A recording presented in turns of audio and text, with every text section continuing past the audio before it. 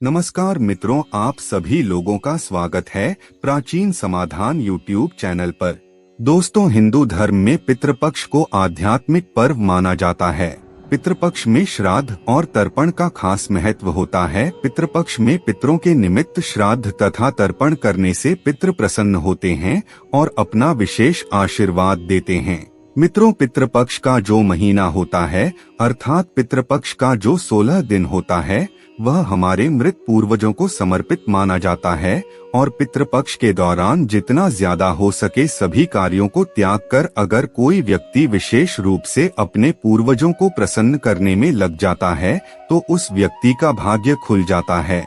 साथ ही साथ उसके जीवन में भगवान विष्णु जी और माता लक्ष्मी जी की कृपा बरसती है। इसी वजह से पितृपक्ष का विशेष महत्व होता है। दोस्तों, पितृपक्ष पर अपने पितरों के लिए दान धर्म करके उनका आशीर्वाद प्राप्त किया जाता है। लेकिन दूसरी तरफ पितृपक्ष के दौरान कुछ ऐसी गलतियां हैं जिन्हें भूल से भी नहीं करनी चाहिए, अन्यथा इससे आपके जीवन में दुख दरिद्रता आ सकती है। आज हम आप लोगों को इस वीडियो के माध्यम से कुछ ऐसी चीजों के बारे में बताने वाले हैं जिसे पितृपक्ष के दौरान आपको किसी को भी नहीं देना है, अन्यथा आपके परिवार में कंगाली देखने को मिल सकती है। आपके पितृ आपसे नाराज हो सकते हैं और आपको पितृ दोष लग सकता है, इसीलिए इन चीजों का ध्यान रखना बेहद जरूरी है। अगर आप भी इन चीजों बारे में जानना चाहते हैं तो आप हमारे इस वीडियो में अंत तक जरूर बने रहिए और ध्यान से सुनते रहिए। मित्रों, वीडियो शुरू करने से पहले अगर आप पहली बार हमारे चैनल पर आए हैं और अभी तक आपने हमारे चैनल को सब्सक्राइब नहीं किया है तो कृपया अभी हमारे चैनल को सब्सक्राइब कर लीजिए ताकि आपको रोजाना ऐसे ही ज्ञानवर्धक और महत्वपूर्ण जानकारियां मिलती रहे। साथ ही साथ कमेंट बॉक्स में जय भोलेनाथ जी जरूर लिख दीजिए। दोस्तों, आज के वर्तमान समय में देखा जाए तो उधार लेना या देना हर व्यक्ति के लिए जरूरी हो गया है। कोई किसी को उधार देता है तो इस बात के लिए कि उन्हें उनके जीवन में अच्छी चीज वापस मिल सके, इसीलिए वह उधार देते हैं। इसके अलावा कुछ व्यक्ति सामाजिक सरोकार निभाने के लिए भी उधार देते हैं। लेकिन क्या आप जानते हैं कि पितृपक्ष के दौरान अगर आप ऐसा करते हैं तो आपके जीवन में कंगाली आ सकती है, इसीलिए कम से कम पितृपक्ष के दौरान ऐसा ना करें। आइए अब जान लेते हैं कि आपको पितृपक्ष के दौरान कौन सी चीज उधार में नहीं देना है। पहली चीज है अपने पूर्वजों से जुड़ा धन या किसी भी प्रकार की कोई चीज जो आपके पूर्वजों से जुड़ा हुआ है उसे किसी भी व्यक्ति को ना दें। यानी हमारे पूर्वजों द्वारा दिया गया चांदी का सिक्का, रुपया, पैसा या आशीर्वाद के तौर पर दी गई कोई कीमती चीज या कोई धार्मिक वस्तु अथवा पूजा की सामग्री भूल कर भी किसी को उधार में या दान के तौर पर किसी को ना दें।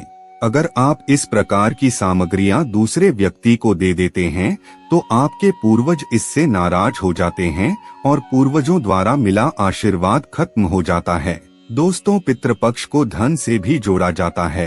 पितृपक्ष के दौरान हमारे पूर्वज पितृलोक से धरती पर आते हैं और उनका आगमन हमारे घर में होता है और उनका आशीर्वाद सुख समृद्धि में बदल जाता है, धन वैभव की प्राप्ति होती है। तो इस बात का ध्यान आपको जरूर रखना चाहिए कि पितृपक्ष के दौरान भूल कर भी कोई व्यक्ति आपसे धन उधार मांगने के लिए आता है तो आपको उसे मना कर देना चाहिए और ऐसे में आपको अन्य व्यक्ति से भी उधार नहीं लेना चाहिए।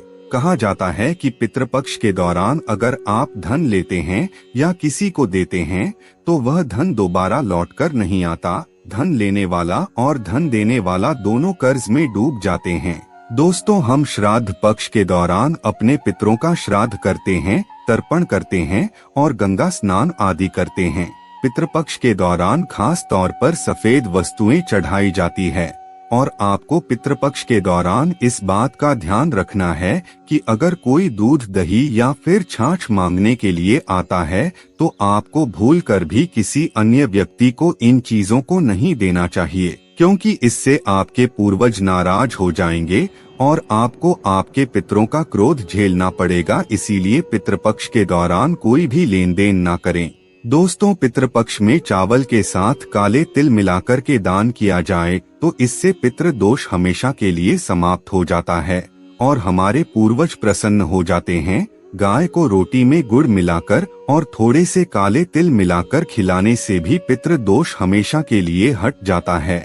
इसके अलावा तांबे के लोटे में थोड़ा सा गंगा जल मिलाकर और उसमें थोड़े से काले तिल डालकर पीपल वृक्ष में चढ़ाने से हमेशा के लिए पितृ दोष समाप्त हो जाता है। दोस्तों, अगर आप किसी व्यक्ति को कोई चीज उपहार में देना चाहते हैं तो खास तौर पर पितृपक्ष के दौरान भूलकर भी आपको किसी को अपनी पहनने वाली घड़ी या फिर आपको बाजार से नई घड़ी खरीदकर किसी को उपहार में नहीं देना चाहिए, क्योंकि हर व्यक्ति के साथ उसका समय अच्छा या बुरा चलता रहता है।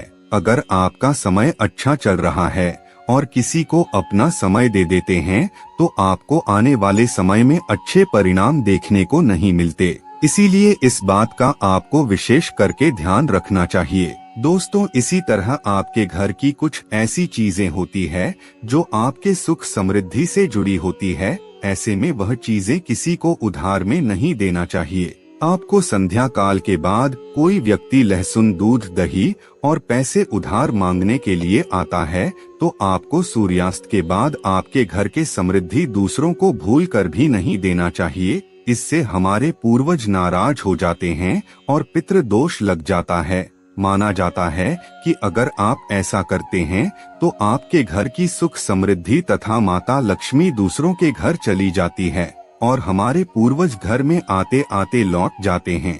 दोस्तों, हिंदू धर्म में दान पुण्य करना बहुत ही श्रेष्ठ माना गया है। हर व्यक्ति दान पुण्य करके पितृपक्ष का लाभ उठाता है तथा पूर्वजों का आशीर्वाद प्राप्त करता है। लेकिन खास तौर पर पितृपक्ष के दौरान आपको 2 प्रकार के वस्त्र ना तो खरीद कर लाने चाहिए और ना ही किसी व्यक्ति को देना चाहिए। पितृपक्ष के दौरान काले वस्त्र तथा फटे पुराने कपड़े किसी को दान में नहीं देना चाहिए, इससे घर में गरीबी दरिद्रता आती है। लेकिन अगर आप सफेद वस्त्र किसी को दान करते हैं तो इससे पितृ दोष से मुक्ति मिलती है। इसीलिए पितृपक्ष के दौरान इन बातों का विशेष करके ध्यान रखना चाहिए, अन्यथा आपके पूर्वज आपसे नाराज हो सकते हैं और आपके जीवन में कंगाली आ सकती है। मित्रों, आज की वीडियो में बस इतना ही। फिर मिलते हैं किसी नई जानकारी के साथ, तब तक के लिए धन्यवाद।